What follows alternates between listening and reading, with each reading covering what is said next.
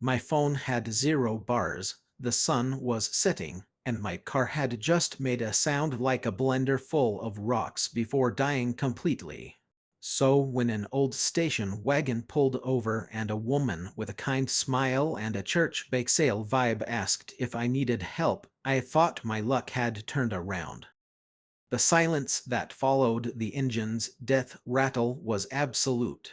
I was on a two-lane stretch of Highway 87 in what felt like the middle of nowhere, Texas. Endless fields of sun-scorched grass stretched out on either side, the horizon broken only by the shimmering waves of heat rising from the asphalt. The sun was a bleeding orange smear in the sky, and I knew that in about 30 minutes, that profound silence would be paired with a profound, impenetrable darkness. I popped the hood more out of a sense of male obligation than any real hope. A plume of acrid smoke confirmed what I already knew: my trusty '09 Civic wasn't going anywhere.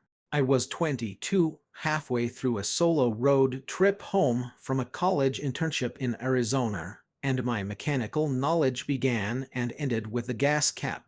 I slammed the hood shut, kicked the tire, and let out a string of curses that felt utterly pointless in the face of the vast, indifferent landscape. That's when I saw it. An ancient, wood-paneled station wagon, the kind you only see in movies from the '80s, was slowing down, its turn signal blinking a lazy, rhythmic beat. It pulled onto the shoulder behind my car, and for a second, my heart seized with a primal fear. You hear stories. But then the driver's side door opened, and a woman who looked like she'd just stepped out of a PTA meeting got out. She was in her late 50s, with a soft, round face, graying hair pulled back in a loose bun, and a floral print dress that looked like it had seen 1,000 Sunday services. She wiped her hands on a small apron she was still wearing, as if she'd just been baking cookies. "Car trouble, sweetie?" she asked, her voice warm and syrupy, laced with a gentle southern accent. Relief washed over me so intensely my knees felt weak. "Yeah, I think the engine just gave up," I said, trying to sound more composed than I felt. "Oh, fiddlesticks. That's just the worst, isn't it? Especially out here. Not a lick of service for 20 miles in either direction." She smiled a gentle, crinkle-eyed smile. "My name's Martha. My husband, Tom, and I run the garage in the next town over. I was just heading home. I can give you a lift, and Tom can come out with a tow truck in the morning to get your car." It was perfect. It was a miracle. It was the exact scenario my mom had always told me to hope for if I ever got in trouble. "Trust in the kindness of strangers," she'd always said. "Most people are good." "Wow, Martha, that's incredibly kind of you. I'm Kevin. Are you sure it's not too much trouble?" "Nonsense," she chirped, waving a dismissive hand.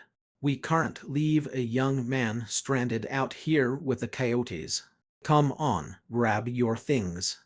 It's no trouble at all." I grabbed my backpack from the passenger seat. It had my wallet, laptop, and useless phone, and gave my dead car one last, sad look.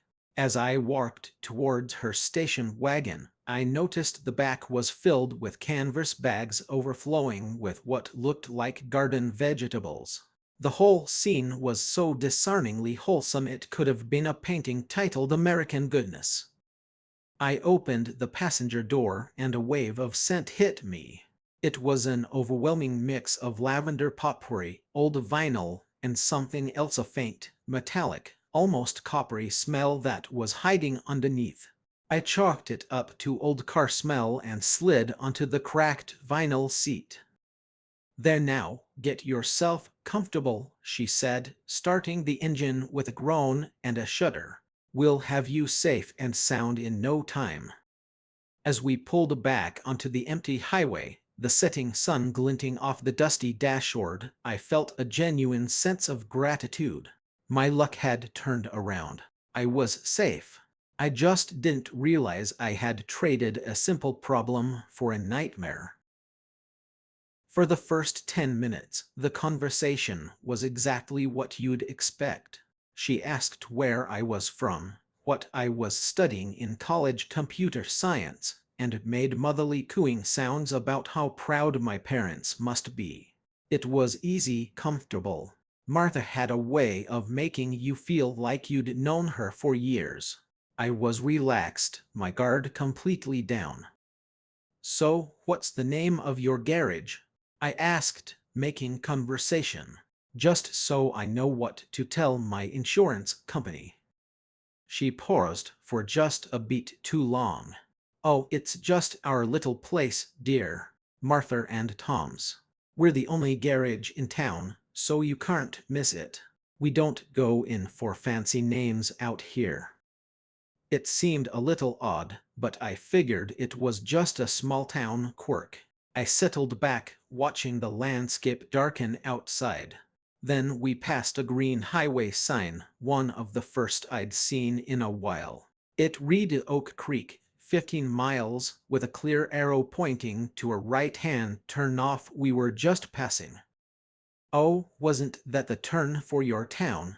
I asked, pointing over my shoulder. Martha didn't look. She kept her eyes fixed on the road, her hands gripping the wheel at 10 and 2. Her cheerful smile seemed to tighten at the edges. Honey, that's the new Oak Creek. It's full of city people now, buying up all the land and putting in their coffee shops. No, our town is the real Oak Creek. It's a bit further on, quieter, nicer. My stomach did a little flip. I'd mapped my route. I knew this highway. There was only one Oak Creek. I'd planned to stop there for gas. My internal alarm system, so long dormant, began to emit a low, persistent hum. I subtly pulled my phone out of my pocket, hoping for a miracle. Still 0 bars. Of course. So, are your parents expecting you tonight? She asked, her tone shifting slightly. It was a little less friendly, a little more investigative. Yeah, they are, I lied. It was an instinct. My dad's tracking my location on his phone. I was supposed to check in about an hour ago. He'll probably start calling the highway patrol soon if he doesn't hear from me. Martha was quiet for a moment. The engine hummed. That's nice, she said finally, her voice flat. It's nice to have people who worry about you. People who keep track. Her questions kept coming, each one digging a little deeper. Did I have a girlfriend? What was her name? Does she know this route? It felt less like small talk and more like an interrogation, like she was building a file on me, checking boxes on some invisible list. I answered vaguely, a cold knot forming in my gut. Every instinct was now screaming at me that something was very, very wrong. She started telling me about her son. His name is Tom, just like his father, she said, a strange, wistful look on her face. He'd be about your age. He looked a lot like you, actually. Same dark hair, same kind eyes. Oh, where does he live now? I asked, trying to keep my voice steady. He went away, she said, and the ambiguity was terrifying.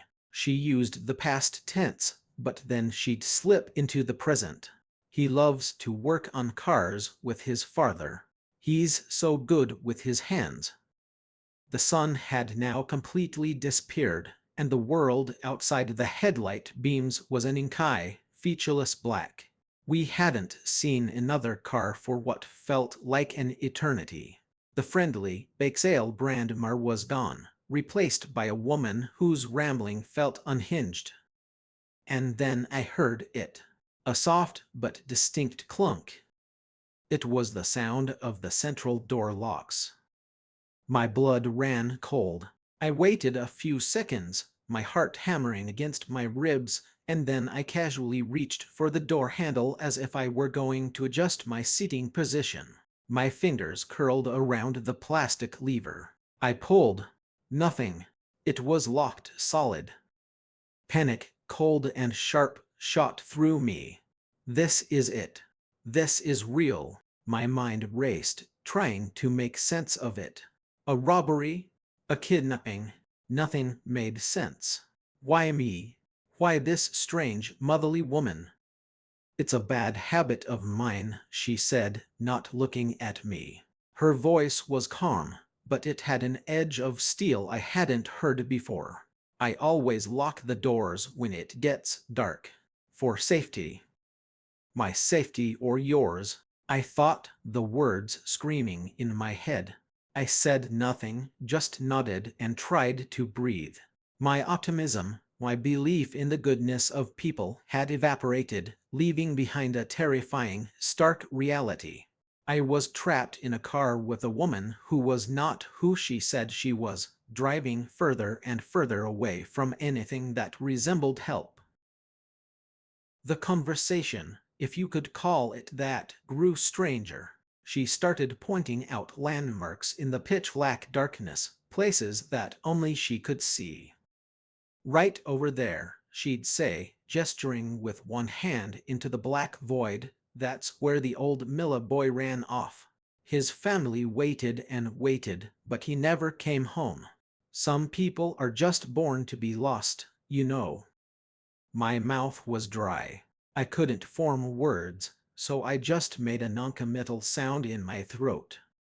And just up here is where they found that hitchhiker's backpack. Just the backpack. It's like the earth just swallowed him whole. She sighed, a long, mournful sound. So many lost souls out on this highway. It breaks my heart. I just want to find them. Give them a place to belong. The implication was suffocating. The collection she was talking about wasn't of stray animals. The friendly demeanor had been a mask, a predator's camouflage, and now it was slipping to reveal the monster underneath. She wasn't a good Samaritan. She was a collector, and I was her latest acquisition.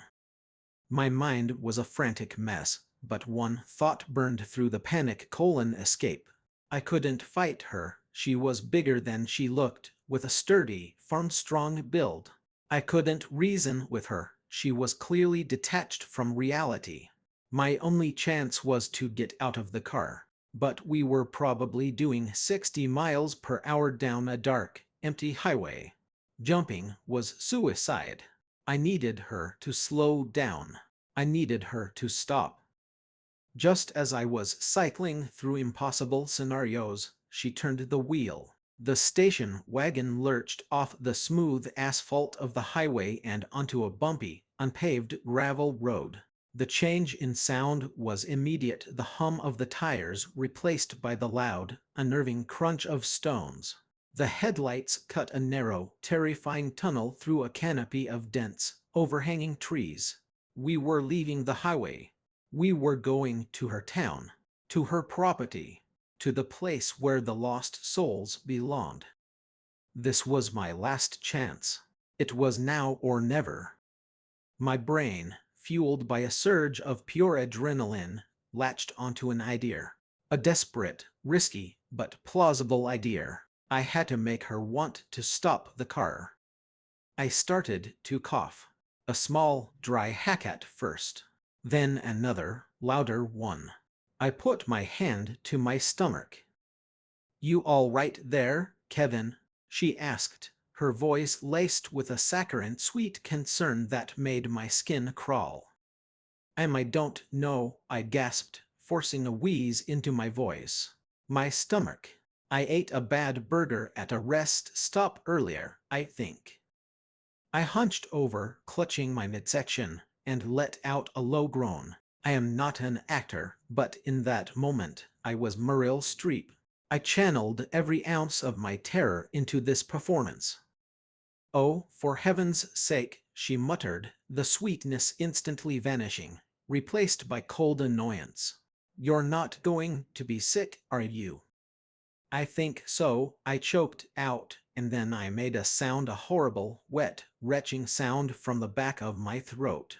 Please, please, I don't want to make a mess in your car. Can you pull over for just a second? I was banking on the idea that her obsession with control would extend to the cleanliness of her car, her hunting ground. For a tense moment, she said nothing, just kept driving down the crunching gravel road. I thought it hadn't worked. I thought I was done for. Don't you dare, she hissed, her knuckles white on the steering wheel. The mask was completely gone. This was her. This was the real Martha. Her voice was pure venom. You hold it. We're almost home. My heart sank. It wasn't working. I had one more card to play. I took a shuddering breath and made the retching sound again, louder this time, followed by a desperate, gagging gasp. I opened my mouth and let a little bit of spit dribble onto my hand, making it look like I was fighting a losing battle. Fine, she shrieked, slamming on the brakes. The car skidded on the loose gravel, fishtailing slightly before coming to a jarring halt. Get out! Get out and do your business! But if you run, I'll find you. The woods are dark, boy. And I know them better than you do. The car hadn't even fully stopped when my hand shot to the door. It was still centrally locked. My fingers fumbled for the pin next to the window, a stiff, unforgiving little plastic nub. I yanked it up. It popped free. I threw my shoulder against the door, shoving it open, and half-tumbled, half-dived out of the car. I hit the gravel hard. Pain exploded in my shoulder and knee as I rolled, scraping my hands and face on the sharp stones. I didn't care. I scrambled to my feet, ignoring the searing pain, and did the one thing she wouldn't expect. I didn't run down the road back towards the highway. I ran directly into the woods, into the pitch-black moor of the forest. Get back here, she screamed from behind me. It was a sound of pure, unadulterated rage. It was no longer a human voice. It was a shriek of a predator that had just lost its prey. You ungrateful, filthy boy! I was going to give you a home. I didn't look back. I just ran. Branches whipped at my face. Thorns tore at my clothes and skin. My lungs burned. Every shadow was a monster. Every snapping twig was her, right behind me. I could hear her heavy footsteps crashing through the underbrush for a few moments, and then they stopped. I heard the car door slam. The engine revved, a furious roar in the night. I kept running, pushing myself deeper and deeper into the woods, fueled by a terror so profound it was almost a physical force. The station wagon's headlights started to sweep through the trees, cutting swaths of light through the darkness, hunting for me. I dove into a thicket of bushes, pressing my face into the damp, cold earth, my body trembling uncontrollably. I held my breath, praying she hadn't seen me. The beams of light passed over me once, twice. I could hear the car crawling slowly down the gravel road. I stayed perfectly still, my world reduced to the smell of dirt and the frantic, silent plea: don't see me, don't see me, don't see me. After what felt like an eternity, the sound of the engine began to fade. I stayed hidden for another hour, maybe more, too terrified to move, listening to the sounds of the night, convinced that every rustle of leaves was her, coming back on foot. Eventually, the silence felt real. Cautiously, I got to my feet. My body ached, and I was covered in scratches, but I was alive. Using the faint glow of the stars through the treetops, I started to make my way back in the direction I believed the highway was. It was the longest walk of my life. Every step was a struggle, my mind playing tricks on me, conjuring Martha's face in the shadows. It must have been hours later when I finally stumbled out of the woods, scratched, bruised, and shivering, back onto the blessed, solid asphalt of Highway 87. I stood there, a pathetic figure on the side of the road, until I saw the distant glow of headlights. It was a semi-truck. I waved my arms frantically, stepping into the edge of the road. The truck slowed, its air brakes hissing, and pulled over.